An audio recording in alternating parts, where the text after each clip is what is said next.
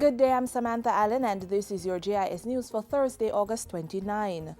The mayor of China's largest city, Shanghai, has expressed interest in having an airlift agreement with Jamaica. This was revealed when Prime Minister Portia Simpson-Miller met with Mayor Yang Xiong during her 5-day official visit to the People's Republic of China last week. And I hope that one day we will have air link established between Jamaica and China.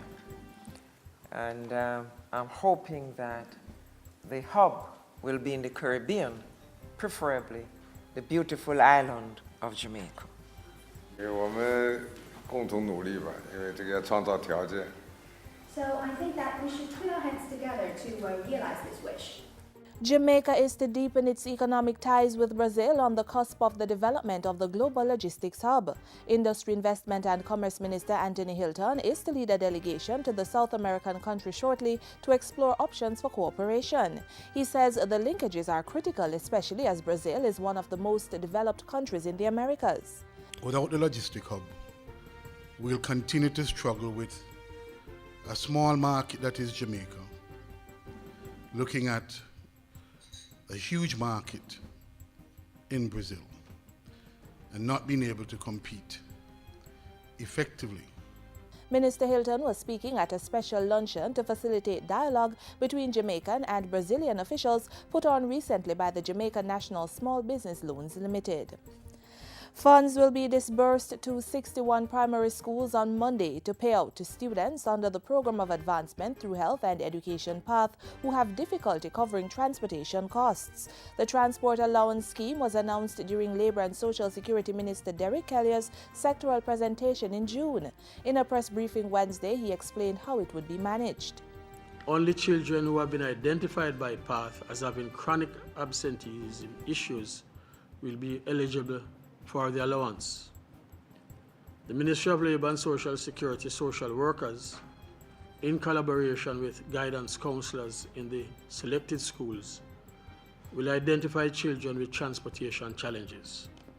Minister Kellier also revealed that applications would open on Monday for PATH post-secondary grants. For those CXC and CSEC receipts, a benefit of $15,000. For certificate courses, $20,000. For skills training, $20,000. For CAPE A-level, $25,000. For diploma courses, $30,000. Associate degrees, $30,000. And for the degree programs, $50,000. Students will need to provide a letter of acceptance from an approved tertiary institution to qualify for the benefit.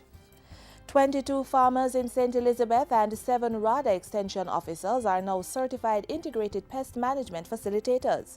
The group received training under the Strengthening a National Beet Army Worm program, and they will now go on to train an additional 150 farmers.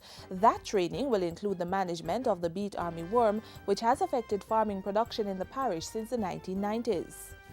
The knowledge and skills you have acquired will now serve to bolster national efforts to combat the impact of the pest on the cultivation and production of such crops as onion and scallion. And finally, Education Minister Reverend Ronald Thwaites has charged that those responsible for delivering early childhood education must also engage in the teaching of good values. Minister Thwaites, who was addressing a function last Thursday, said basic education must go beyond learning the timetable and alphabets. Basic education is to form the character, to ensure that children understand the need for cooperating with each other, that selfishness isn't the way to happiness, that order, discipline, respect for the flag, a pattern of doing things, the ascription of good values, that's what basic education is for.